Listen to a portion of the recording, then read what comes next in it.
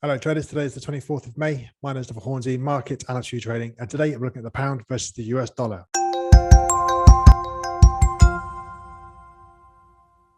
All right, if we just look at an active trader platform chart, we can see that at 9:30 this morning, big sell-off in the pound versus US dollar. We go to the YouTrading.com Forex heat map. We can see that the pound is the weakest across the board. Yen is currently the strongest, closely followed by the euro and the US dollar. Bottom left-hand corner is red, top right-hand corner is green. Looking to see if we've got a risk-off day. So we'll expect to see commodities lower, equities lower, risk assets lower, and maybe a continuation of this pound to the downside. Looking to see what actually happened at 9:30. We just scroll back. We had UK flash manufacturing PMI, UK flash composite PMI, UK flash services PMI. Services brought the composite down quite drastically. Services flash PMI was expected in at 57. It came in at 51.8. UK flash manufacturing 54.6 was the actual figure. Expected was 55. So everything came down lower than expected, lower than previous.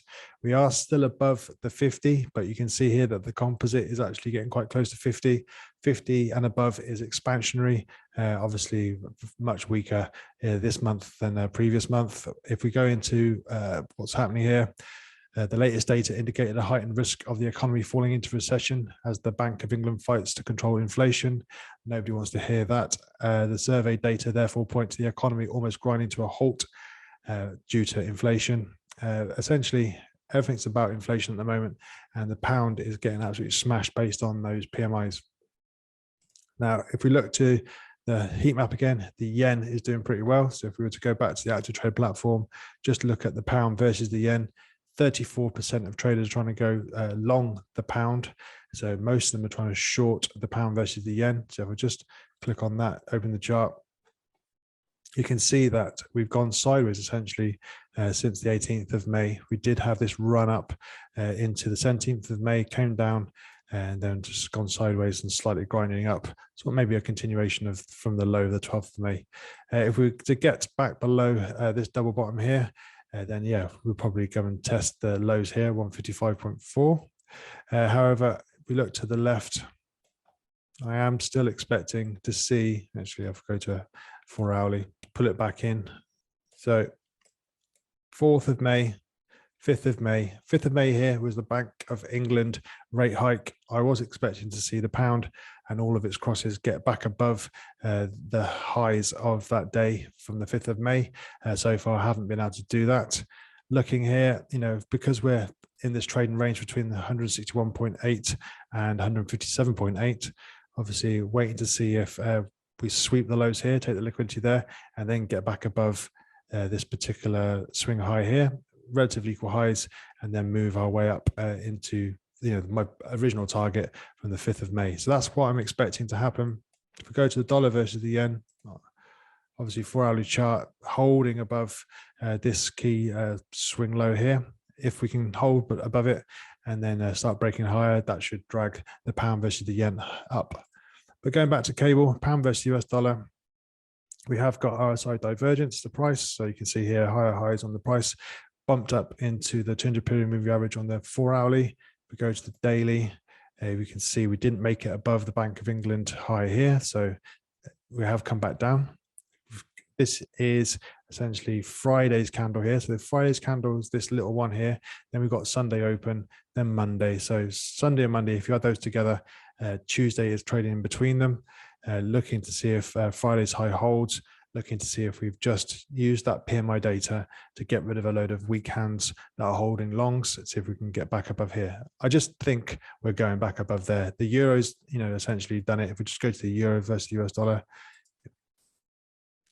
we look to the left, 4th and 5th of May, FOMC, Bank of England, euro versus US dollar, blasted above it, saw the acceleration above there, took the liquidity, now coming up to 1.08. I do believe that the dollar index is coming lower. If we just go to the dollar index here, we can see that today we found resistance at this previous swing low from the 5th of May. I am expecting us to come back down to test 100, maybe 100.5.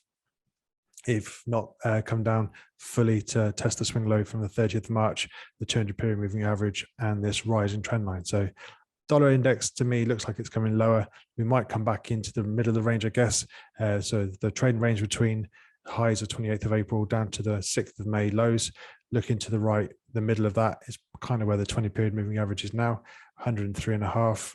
We might get a pop up there, and then for me that would be another signal to look for shorts to the downside.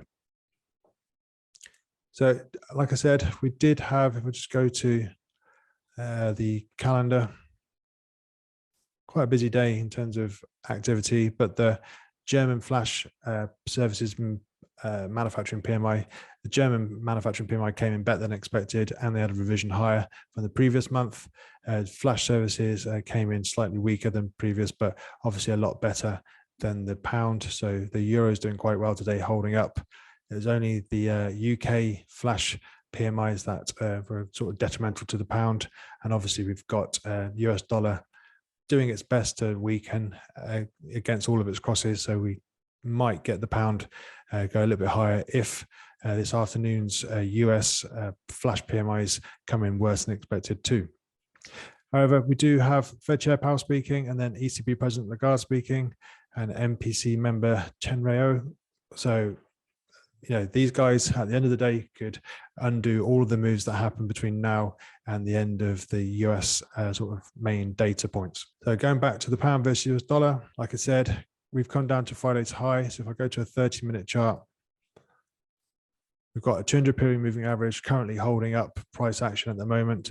We're below the bottom of the Bollinger Band. If we get back below this PMI data low here, there will be stops above this high now. So if we were to see this move from the PMIs get undone, as soon as we get back above 1.2572, we'll probably accelerate to this double top here. So again, what I'm looking for all the time is some sort of liquidity to be taken, and then for a reason for that to then undo the previous move. So the move on PMI data was to the downside. Looking to the left, we've got double bottom lows here. We've got this swing low here, and we've got this high from 130 on the 19th of May. So essentially, we could make a lower low, take out the liquidity below some of these areas here on the chart. If we get back above this swing high, then I'm starting to look for reasons to get long to try and take the liquidity above here, because that's where the stops will be from the PMI. Once we get back above there, I'm then looking to the equal highs around 1.26, see if we can get back above there, which then I'm looking for that level to act as support, and as it was resistance before we start moving higher, to then take out that sort of magic Bank of England sort of liquidity above that daily high here. So that's the sort of game plan I've got at the moment. I think they've used the PMIs to essentially push the pound lower. The US dollar, like I said, is coming lower. It does look like we've made some sort of cup and handle sort of chart pattern. So there'll be traders on this time frame looking for another extension to the upside. So if I just go to price range, take it from the bottom of the cup to the top of the handle, pop it on top of there for the breakout, maybe we can get back above 1.28, and we look to the left. There's this little swing high here that we could possibly attack before coming up to test the previous support from April around the 1.29 to 1.3. So that's what I'm looking at on pound versus US dollar.